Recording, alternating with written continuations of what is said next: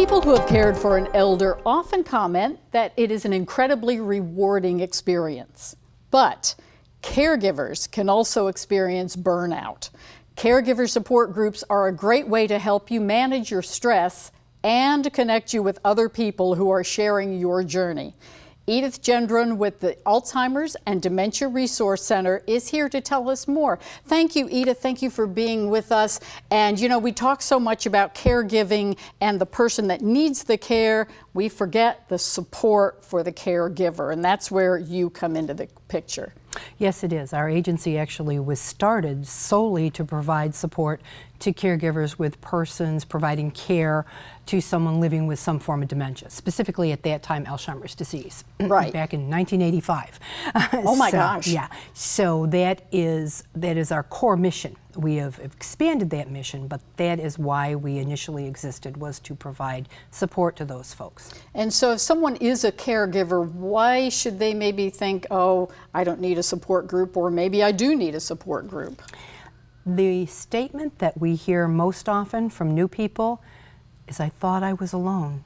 And a support group will show you, you are not alone. No matter how insurmountable that issue is that you're dealing with today, somebody else has already dealt with it.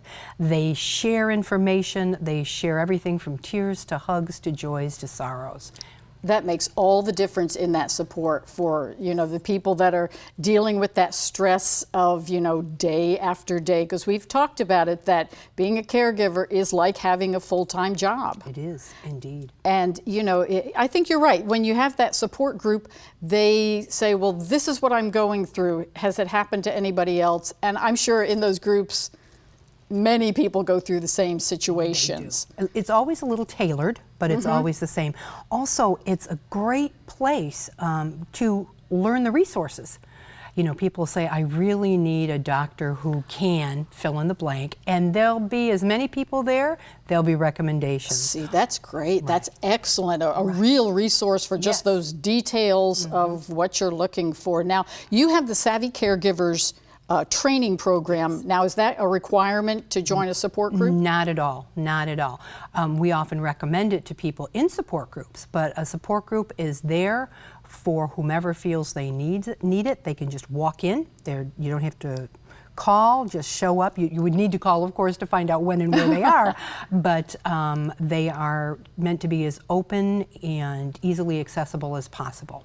And as we find out from other types of support groups for other illnesses, perhaps, what a difference it can make, not only in the life of the caregiver who's going to the support group, but then I'm sure they have a better understanding when they go back to the person that they're caring for. Absolutely. One of the unique things that we do through the Alzheimer's and Dementia Resource Center is that we always have a skilled staff person, a team member in that support group, right, to just listen for things that may cause concern to the caregiver that the caregiver might not recognize, always looking for signs and symptoms of depression. Sure. Those sorts of things. And so where can someone go to find out more information if they're looking for a support group?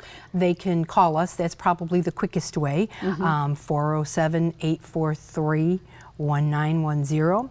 We have a Facebook page, and it's just Alzheimer's and Dementia Resource Center, and we can, show you our information there.